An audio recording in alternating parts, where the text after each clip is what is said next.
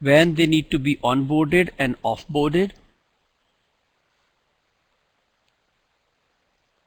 assign them roles and responsibilities when they are on the project, give them clear role map, the responsibilities, organize them properly, that is human resource management. Then acquire team means getting them on board, ensuring that what are the skills you need or the quantity they are on the project from within the organization, outside of the organizations.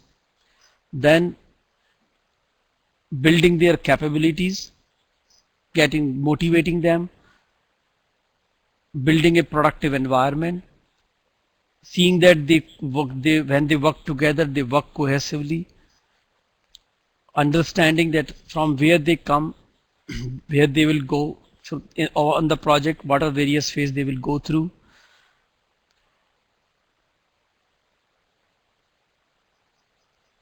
When they come from different backgrounds and they will go to different backgrounds during this time on the project, the conflicts are bound to happen. How to resolve those conflicts proactively so that they remain motivated and productive on the project. Giving them feedback, constructive feedback, encouraging them for their good work, rewarding them, and where they're not meeting the requirement or they have some weaknesses, giving them feedback and the support so that they can overcome these weaknesses and stay productive. That is the managed project team then. So let's see how we do this, managing the people on the project. So it will, one is part of the planning and all three other part of the execution. There is nothing in control. The basic idea is that people are not the things which can be controlled. They should all be during execution and be motivated. Okay, the primary idea of the plan human resource management is to creating a plan for their onboarding, offboarding, and offboarding, and organizing them in a hierarchical or non-hierarchical manner, whatever the way is, organizing the team, identifying training needs, doing some planning for some team building exercises, and establishing a reward and recognition system.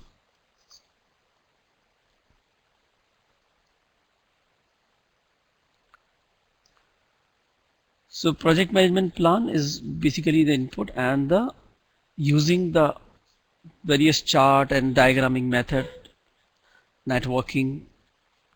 So though the networking is part of the planning human resource management, but I believe networking is basically a execution tool. And basic idea is to bring out a human resource management plan. So when you have team on the project or when you planning for the team, you see that what kind of roles are required and how the whole team is organized. Normally we use kind of organization chart to depict their roles and responsibilities and how they are related to each other.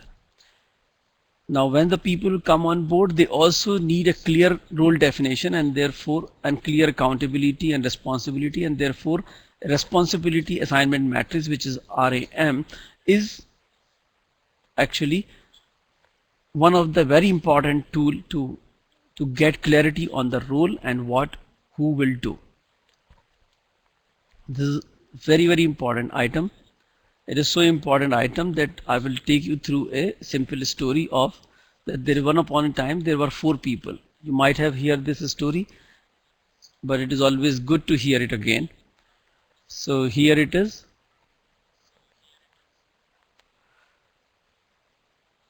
Once upon a time there were 4 people. Their name were everybody, somebody, anybody, and nobody. Okay, now they were all on the project and an important task is to be achieved on the project on priority. Everybody was responsible for this task. Everybody was sure that somebody would do it. Now the task could have been done by anybody, but nobody did it. Right? It was everybody's responsibility because everybody thinks that somebody will do it. Nobody did it what anybody could have done. So somebody got angry about it because it was everybody's job and nobody did. So everybody thought that anybody could have done it, but nobody realized that everybody wouldn't do it. So it ends up that everybody blames somebody when nobody did what anybody could have done. Okay. So what happened in this? What is the conclusion of this story? The conclusion is very simple. Whenever responsibility of a task is on everybody or somebody or anybody or nobody, the task is at the mercy of God. Okay. And you have to go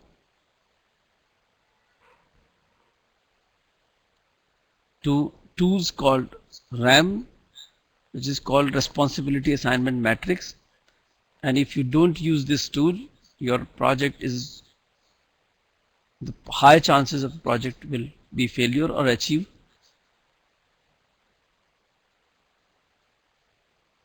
less than expected results. Have you seen the RAM anytime? If not, let me see if I can show you a responsibility assignment matrix.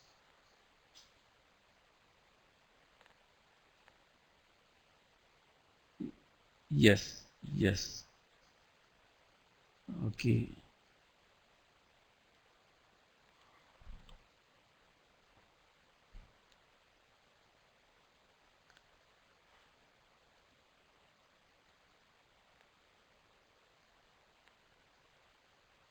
Responsibility assignment matrix.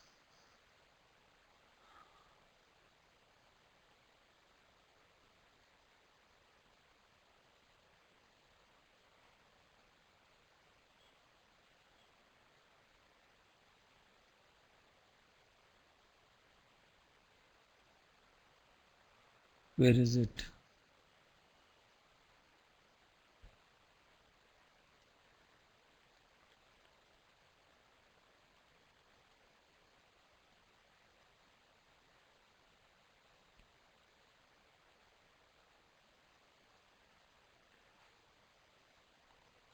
Let me see if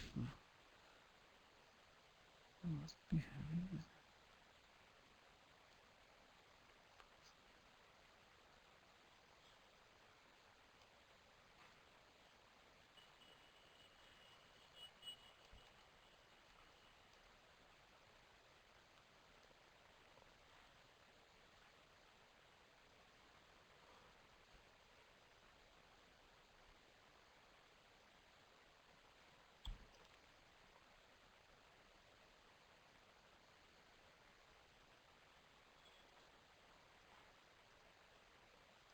I will show you in some time.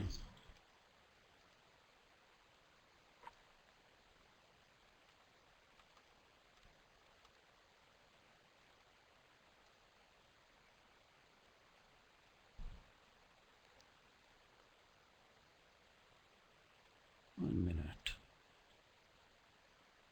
Okay, I will show you in some time. I think right now I'm not able to locate that. Okay, that's an important tool. Now the second, this is called networking. Networking is also an important thing, but networking is more about doing than planning. So I'm not sure how PMI understands that networking is a planning tool, but networking is nothing to do about plan, but it is more about building relationship with the people around, and that's more an execution tool than a planning tool. And that's a very important tool, especially in acquiring the people on the project. and meeting the challenges of the people. So what we do actually as a part of the human development plan, it is the preparing a human resource plan which talks about roles and all the people needed on the project, their relationship, their roles and responsibilities on the project. And a staffing management plan is also a part of this, when the staff will be acquired, internal, external, the resources availability, their training needs, a system, reward and recognition system. This all has to be documented in resource management plan.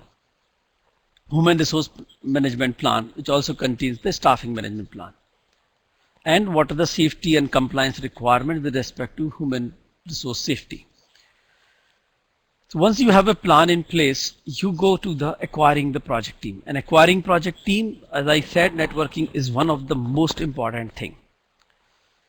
Better networking you have, more you are connected with the resources for people, chances that you will get the required skill on your project are high.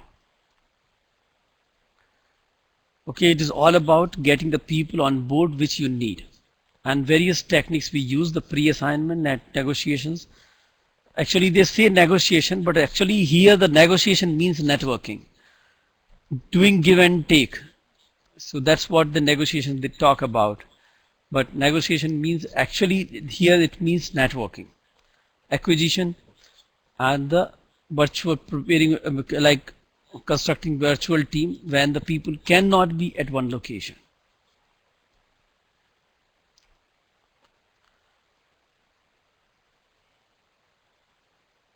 So negotiation here very important part. I will say it's better networking, not the negotiations. That means get to know, have some relationship, offline, online relationship with the people. You help them out, and so that they help you out also. So give and take. But it never happened take and give. It always happened give and take. So you have to do it in advance. That's a skill need to be developed. You cannot go to the person and start building a network when you need him. People are smart enough to understand that what is your intention. If they are not smart enough, you are uselessly wasting time on them. And if they are smart enough to give you resources, they are also smart enough to understand your intention. Okay, another thing called pre-assignment. The pre-assignment means when at the time of bidding, at the time of proposal, at the time of like proposing some solution, your management team, your organization has committed some resources for customer or other or the users. If that is the case, your job is to get those people on board as fast as possible or whenever they require. Acquisition means taking people from outside the organization. Therefore, your networking or your relationship with the recruiting team would be important here. Virtual teams are used when the people are not able to come at the same place because of the various reasons, maybe because of the like mobility limitations, because of the like disability, because of various other things. The people cannot come on location. Then let them work from where they can work, and then ensuring that the whole team will work as a virtual team and they stay communicated and stay connected with each other. And there is a lot of other things should be taken care of when the teams are in virtual mode.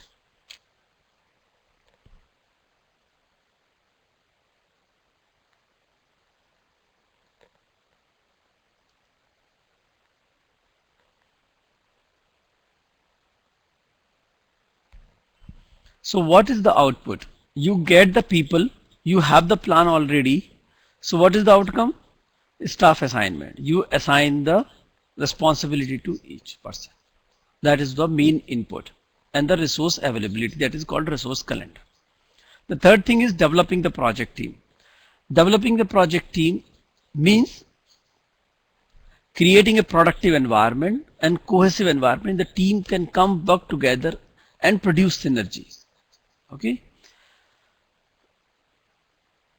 creating a productive environment, and then doing some team building exercises so the team stay cohesive, build trust among them, and work as a whole system, as a one system. Okay, motivating them. So there are many interpersonal skills are useful here. Trainings are useful, team building activities are useful.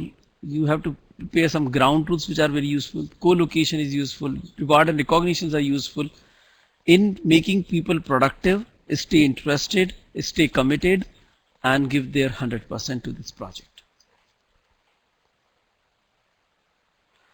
We need to see that the output is not productivity. The output is team performance assessment.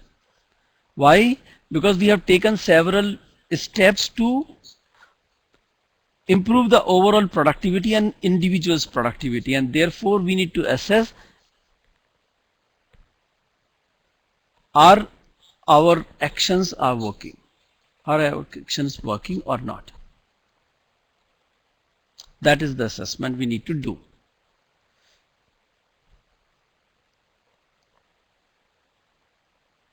Okay, so first is interpersonal skills. They are normally called soft skills. Lot of soft skills training keep happening in the organizations. All are useful. Dealing with people is all about softer part.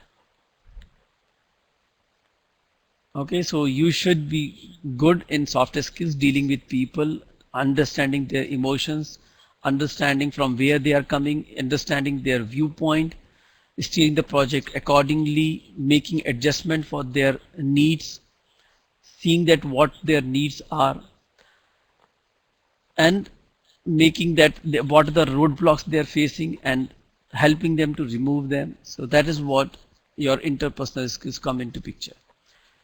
You have to organize training as per the training needs. Training can be formal or informal.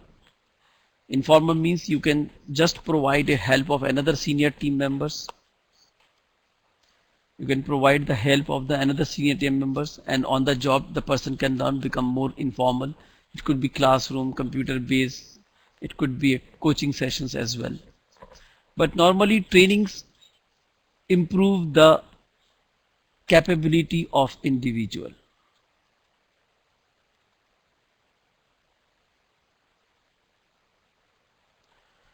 They improve the capability of individual. For improving the capability of a team, we need to do the team building exercises.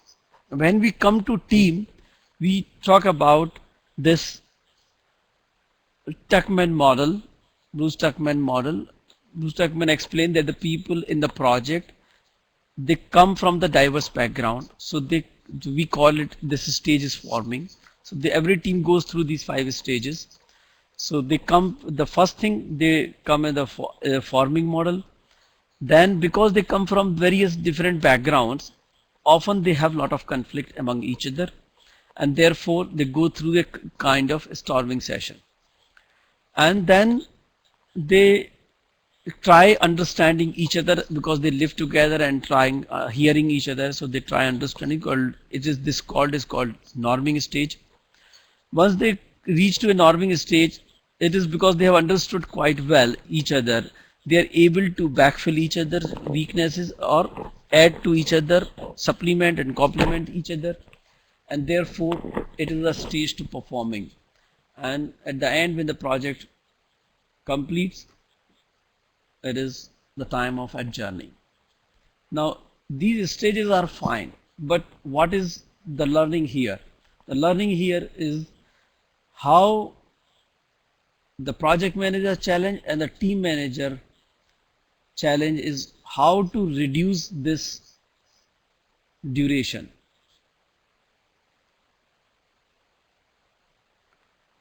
And how to increase the duration of this.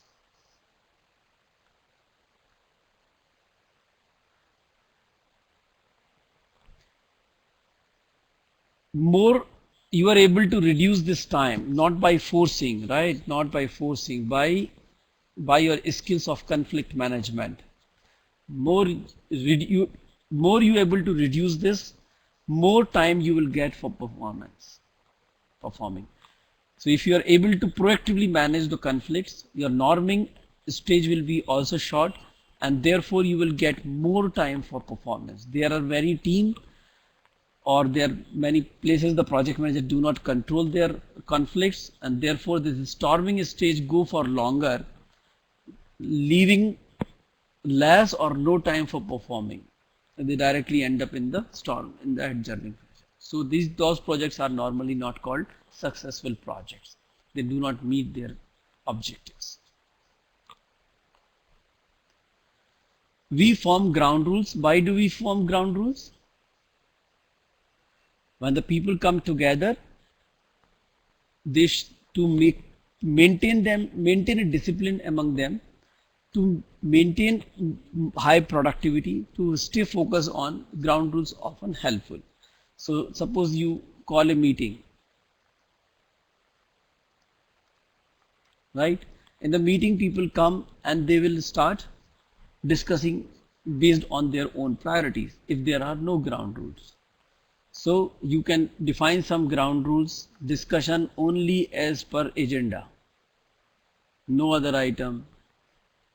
Okay, raise hand before speaking, right? Come on time.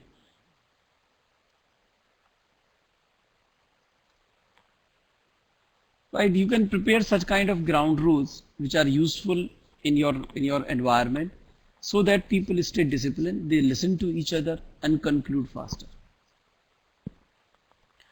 Co-location help people's productivity, it is known. So if people sit to scatteredly, they will not be as productive if they sit together. So co-location is a very important tool for enhancing the performance. In virtual environment also, where the people sit at a different places, we should see that time to time they come together and talk to each other. Try to do some kind of team building exercise among them, so they can be more productive.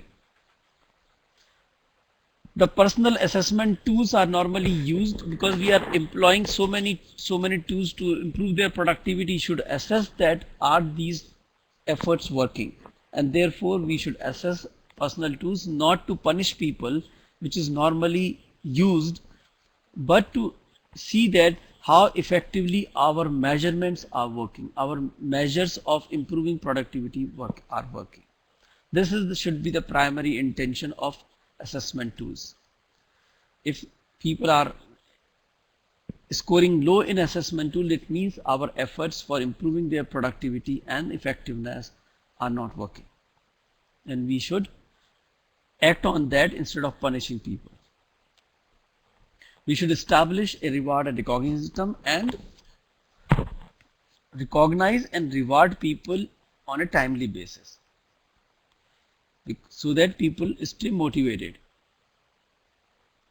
Few ground rules are there, that the value of reward should match the performance. If it is less, it may not be motivated.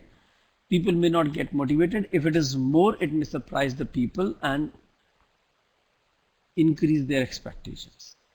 It should be sensitive to the culture needs. Okay, in different culture, different things are having different meanings.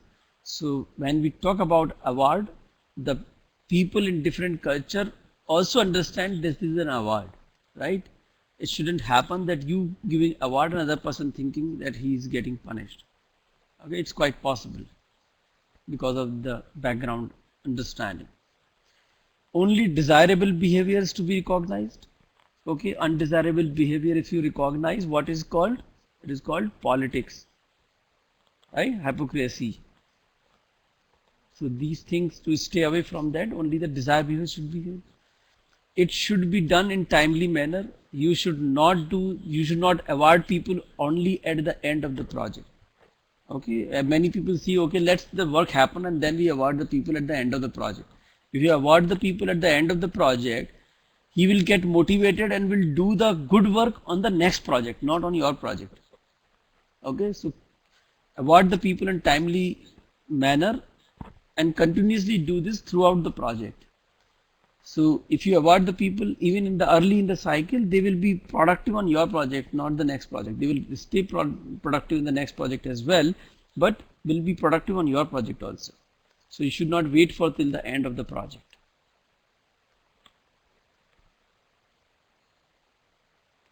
And then as an output, we do team performance assessment for the purpose of seeing the effectiveness of our measure. See that our effectiveness measures are working and if they need any improvement. Okay, last part is the manage the project team, that is about providing feedback. So when we say feedback, what do you mean by feedback? Appraisal. What is a good appraisal? What we supposed to do in appraisal? Do you have any opinion on that?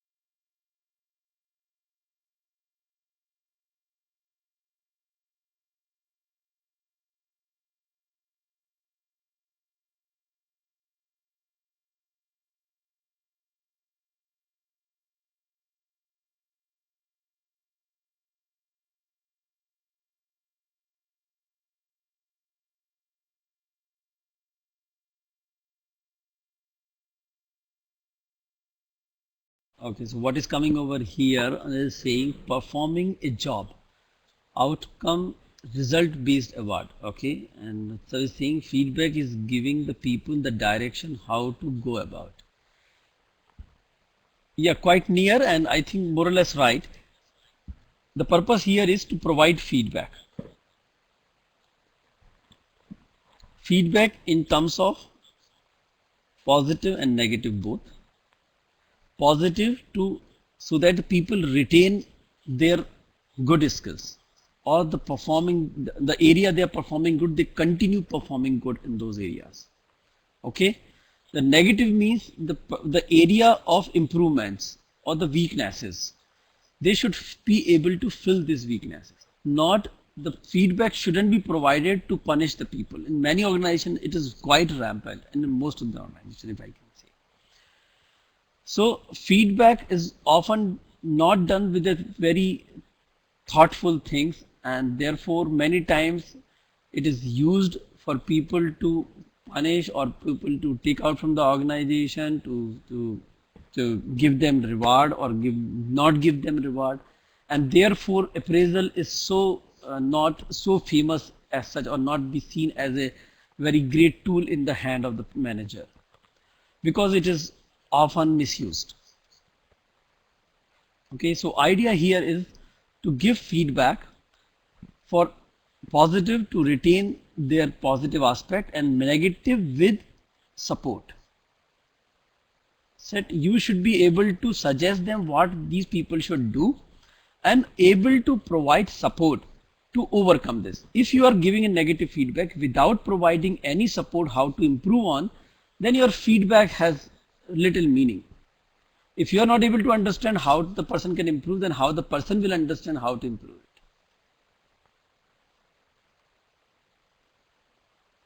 Okay, so for that, you look for the team performance assessment as input, because you need to come out with the what the improvement areas for us. Okay, and then do a observation and conversation, look around what is happening, how people are doing, observing their behavior, observing their work, providing them feedback. Managing conflicts and interpersonal skills are used. Change request means providing suggestion to improve the overall process of appraisal or the human resource management. So issue log is one of the tools, though it is running as an input, but in my opinion, it is a very good tool to manage people to understand how people are doing and providing them feedback.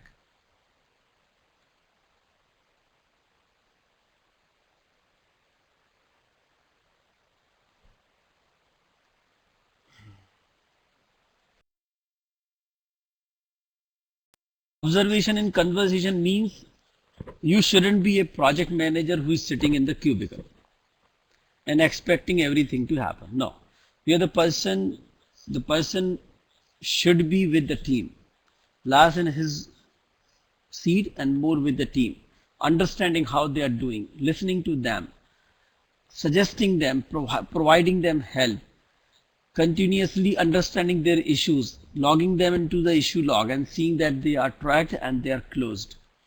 So such things, if you are there, you can do a better project performance appraisal, because most of the managers do not do this.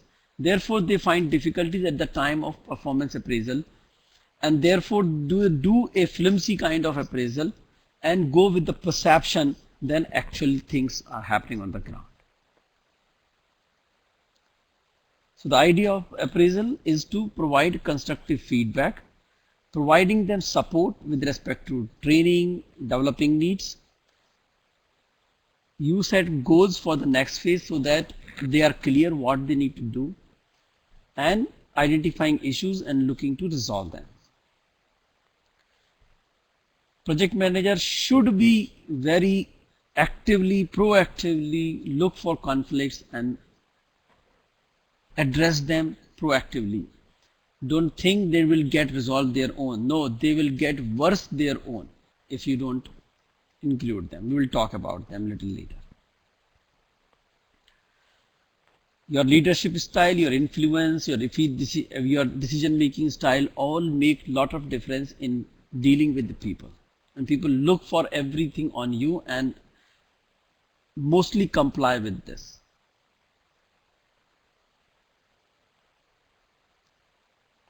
Okay, as an outcome, you get change request. What is the improvement we can do? That is the main thing as such. Now, when we come to this overall process, let me take you through some of the theories which are, or some of the analysis, some of the work people have done to understand people work, and they are done quite some time back and recently, but they are universal, they are quite helpful in understanding how people work and how we can work better with the people and how we can take more work from the people without hurting their sentiments and they still be happy. So there is something very popular one is called Maslow's law. Maslow's hierarchy of need is basically about understanding what are the level of needs of the people.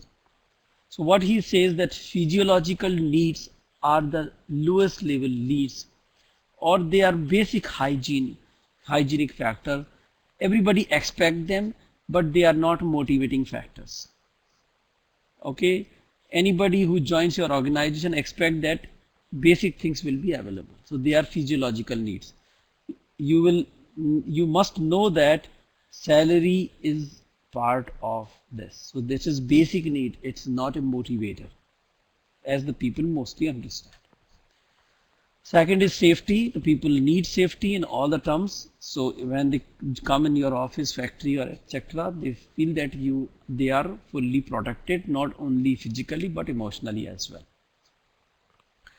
Their social need means getting along with the people around, dealing with, talking with the people, getting appreciated, getting love from the other people, understanding, getting a sense of belongingness of the organization and inclusiveness of the environment.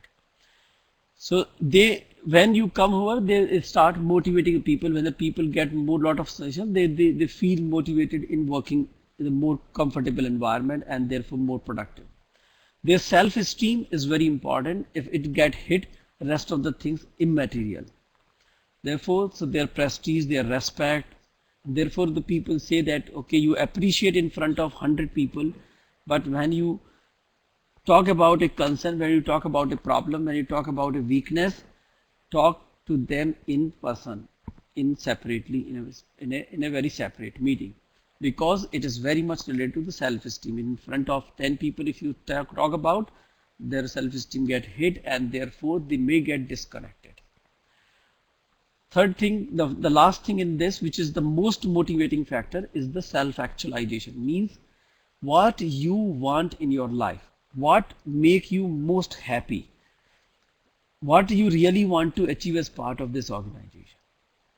If where you want to be, some people look for higher posts, some people look for higher acceptability, some people look for higher respect. So what they look for, if you are getting that, that is called self-actualization. And the manager has to identify need, because everybody look for different things. And if that is provided, the people will be highly motivated. They not only be more productive, they will stay with the organization longer. There is something called theory X and Y. It is basically a theory. The simple theory is that theory X manager and theory Y manager. Theory X manager think that people are to be managed.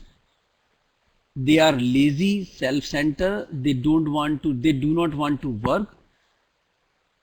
The danda management. If I do not ask them to work, they will not work. So he remain after people. He is mainly a taskmaster and ensure that people put their all 8 hours, 10 hours in the job, do everything what is as per the rule book, and should remain on the above the people and keep directing them all the time. Theory Y is opposite to this. That means the manager thinks that people are want to do work. They are normally self-motivated. They want to achieve higher goals. They want respect. They only need some kind of enablement. So this kind of person does not micromanage, does not go after the people, but it look for that what people are looking for, try to provide them, help them out, and people do their own work. So this is just a basic theory X and Y. X means a negative mindset, or Y means a positive mindset. The theory Z is very much similar to theory Y, is not so important. There is another thing called Hertzberg motivational theory. It is very similar to Maslow's theory. It says there are something called hygiene, something called motivator. So hygiene, your physiological needs, your safety, and your social needs, they are normally come in the hygiene. In fact, the social needs are more on motivators also. But your physiological and safety are called basically hygiene. That is, they are by default, people expect that they should be there. If they are not there, other things do not make sense. So your pay package, salary is part of that hygiene factor.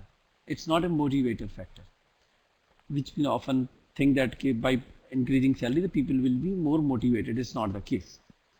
But the motivating factor is about their self-actualization, which Maslow's rank highest, and sense of personal growth, responsibility, self-respect. These are the things which motivate people. So it is very similar to Maslow's theory. So these are some other theories also, not so used or important, but we should look on the leadership style. And we should look for that what kind of leadership style actually it is. Autocratic, that's, I think it's a little to talk about it. Please, no listening to anyone, just do whatever you think is right, and it is right. So autocratic.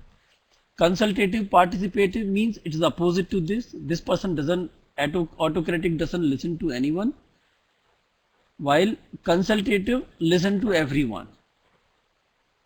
Autocratic doesn't listen to anyone, consultative listen to everyone.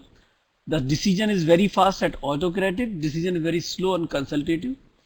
Autocratic decisions are normally not acceptable, not accepted by heart. Consultative decisions are normally accepted by heart and normally followed also. Okay, so but it is difficult to achieve. Laissez-faire is a kind of leadership where the leader provides complete freedom to his subordinates or his reports. So complete freedom means complete freedom. That person can do anything, but it is normally goes selective. Bureaucratic means either follow the process, either the process makes sense or not. Okay, so these are called bureaucratic. Follow the process. Manipulative means show something which you are not. Stage managed, right? Something is not good, but you showcase everything is good. That is called manipulative. Expert leadership means you demonstrate your expert and therefore people just follow you because you are an expert in that area. Therefore, whenever that area come into picture, they accept your opinion. With these leadership style, the people gain some power. When you are in the position, you get some power. Some power are due to position because you are in position. Some are earned over a period of time or earned by demonstrating your skills by your conduct, by your behavior, by your style. These two things have nothing to do with the position, but these things only come with the position and go with the position. One is penalty. You can penalize anyone. You are a project manager, there are team member doesn't do good, you penalize him. A team member is doing good, you can reward him. A team member is doing something X, you want him to do Y, you can just go to him and say, don't do X, do Y, and you need to listen to me because I am a project manager. Okay, so this is a legitimate. I need you need to work on Y, so please work on Y, and don't say no because I am the project manager. That is a legitimacy. Expert and referent. Experts are earned by demonstrating by your skills, by performing on the work.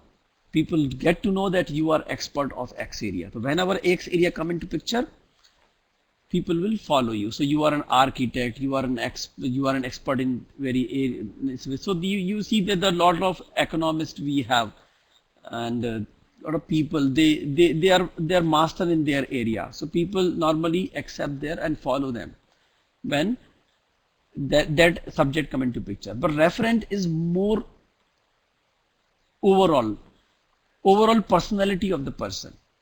It is not related to very specific subject. Expert related to a specific subject, but referent is not about a specific subject. If I say Amartya Sen is a economist, I will say he's an expert of that.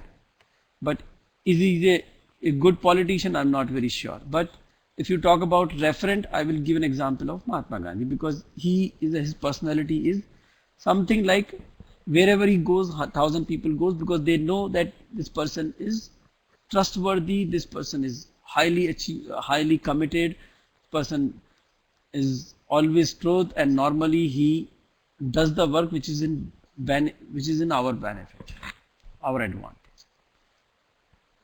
These two things cannot be assumed by position.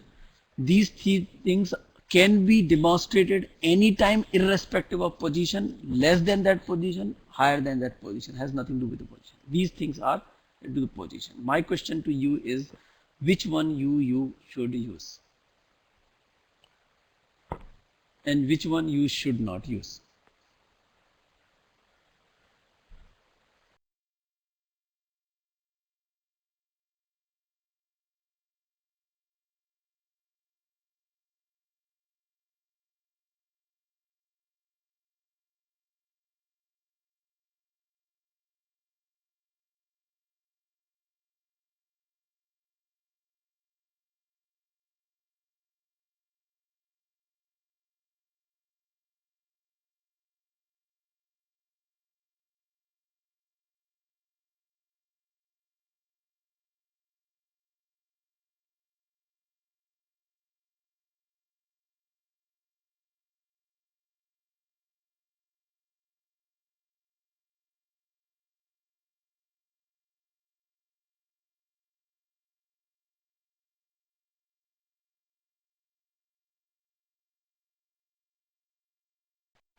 Okay, earned once. Any other views?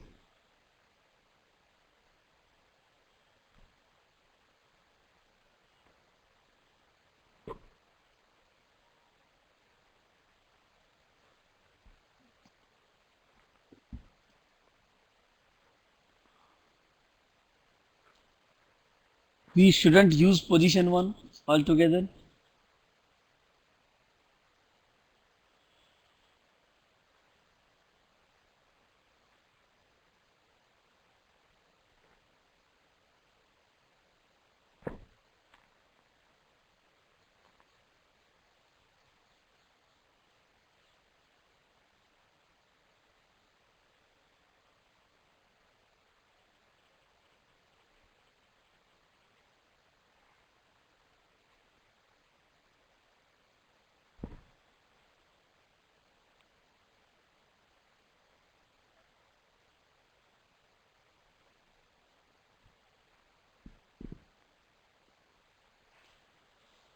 Okay, we can, but earn one will satisfy higher needs such as esteem self-actualization among the team. Very good. Basically, they will motivate people. More quite good in chance. Use understand this way. In fact, all are to be used in different circumstances. You may need to use the penalty, reward, and legitimate also, but try to use as much as referent power. So basically, go this way.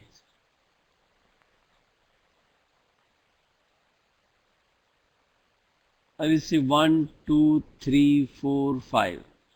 One is the top. Try to use referent as much as possible. Then this, then this, then this, and then this. Okay. Or consider this. This will and this. If I say your credibility account, every time you use expert and referent, your credibility account get credited. And every time you use position power, your credibility account get debited. So this will impact your credibility, and this will credit your credibility. Something like that. So you cannot be like you cannot. It happens that you cannot use at all these three things, position powers, but use them as less as possible. More and more you use, more and more infamous you become. More and more expert and referent you will use, more and more famous you become.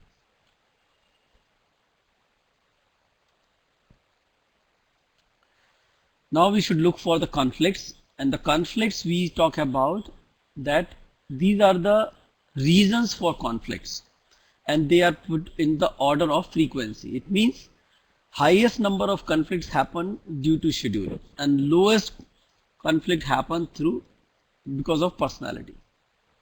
Project priorities is next, resource next, technical next, opinion next, and cost next. So these are the highest number of conflict happen through schedule, then it reduce and less happen on this. But on the other side, it is easy to resolve scheduling conflicts. It is easy to resolve project priority conflicts. It is difficult to resolve a personality conflict.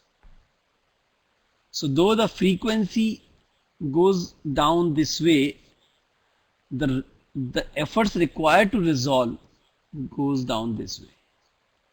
So highest efforts required here and lowest effort required here to resolve them. Highest number of frequency here and lowest number of frequency here.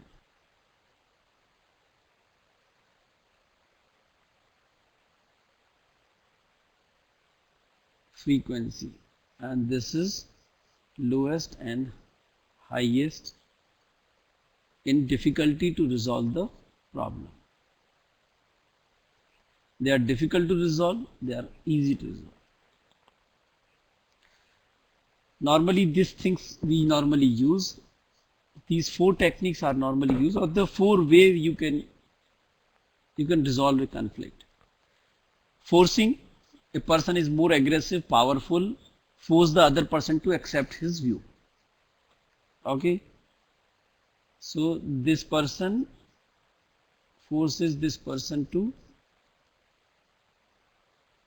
so this person winner and this person loses because he accept the other person's opinion, other person's decision. Smoothing, smoothing is something called you give something, I give something, both a common minimum program. Like our governments were going on Congress, so there are so many parties coming together, forming a government, and now they conclude on a common minimum agenda.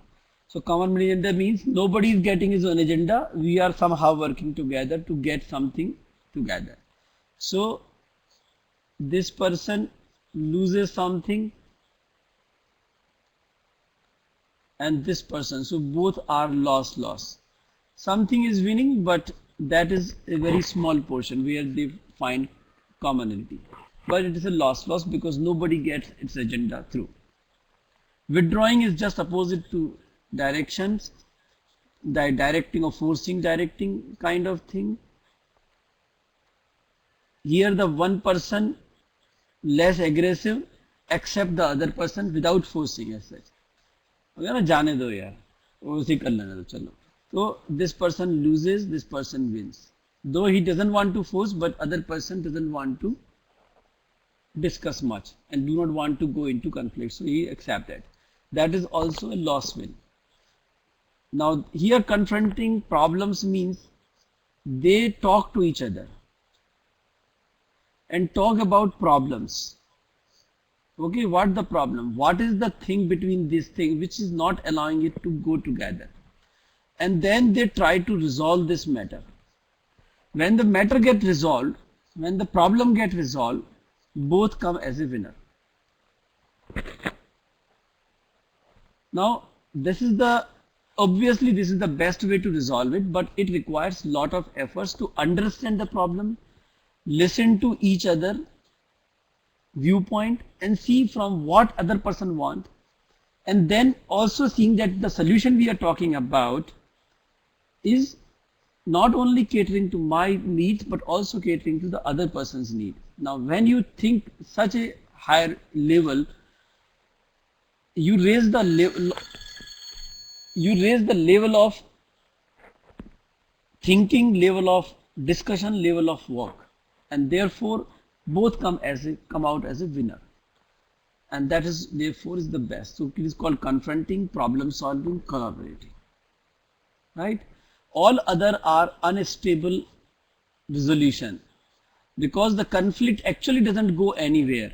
Problem still exists, problem is still there, therefore it is postponed for now and it will surface up at some point of time later.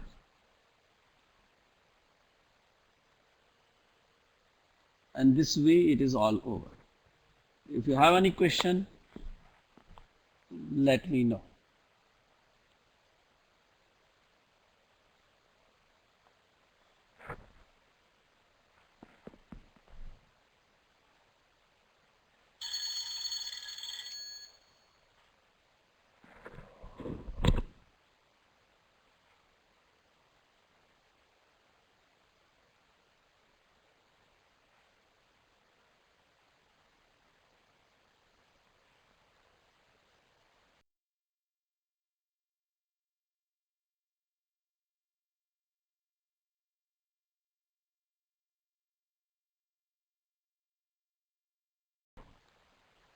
Any question?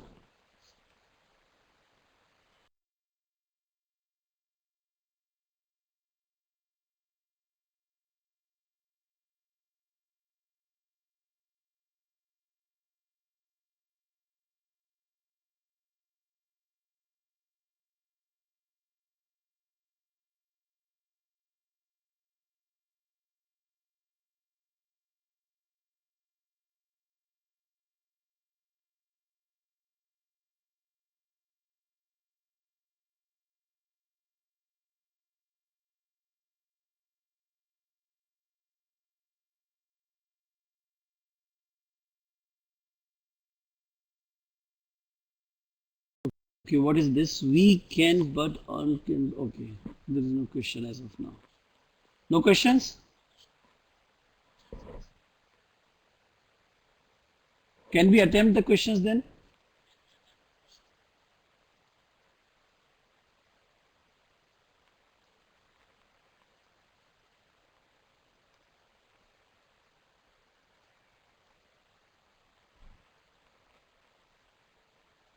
So let's attempt these questions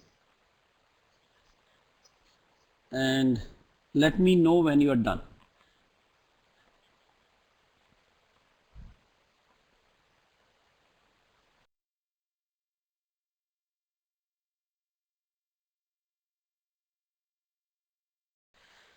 Okay, so thank you. See you tomorrow